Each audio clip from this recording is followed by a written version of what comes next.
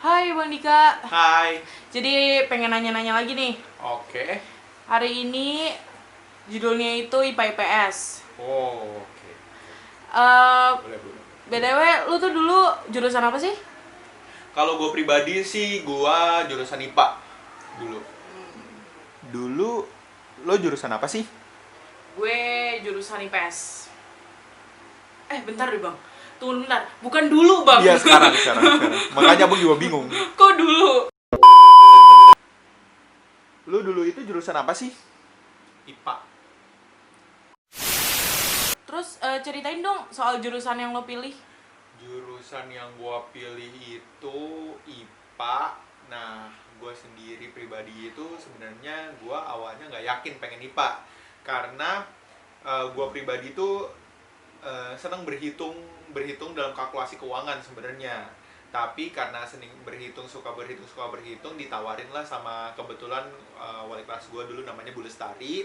Bu Lestari itu ke gue, ngasih tahu ke gue, Dika, kamu lebih baik masuk ke IPA. Jadi ya udah ngikutin dan akhirnya gue masuk IPA deh. Jurusan gue itu ilmu pengetahuan alam. Jadi lo harus tahu alam. Kenal alam gak sih?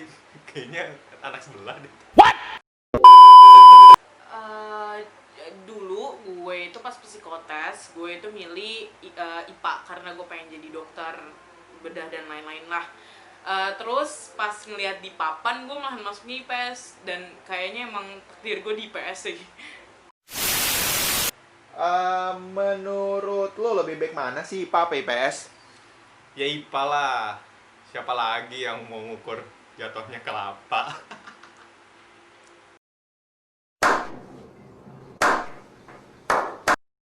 Gue tim netral sih sebenarnya. Cuman kalau misalkan milih mana gue pasti milihnya IPS.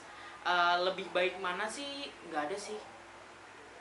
Ya jelas IPS dong menurut gua. Kenapa? Soalnya kalau misalnya IPA itu bawahannya anak IPS. Gua baru merasakan sekarang. Nah, menurut Diva sendiri adil nggak sih anak IPA bisa ngambil jurusan IPS? Ini nih gue ngerasa nggak adil banget karena jadinya orang tua jadinya pengennya anak-anak tuh masuknya IPA karena dia bisa masuk ke jurusan IPS, sedangkan anak IPS-nya bisa ngelawan sama anak IPA. Jadi kayak menurut gue nggak adil aja gitu loh ya. Kalau misalkan emang fakultasnya IPS ya udah IPS aja, kenapa sih? Menurut gua adil-adil aja. Karena kalau misalnya IPS-nya sendiri itu lebih pintar daripada IPA-nya, harusnya dia bisa ambil jurusan yang dia pengen. Gak perlu harus nyalahin anak IPA bla bla bla. Itulah.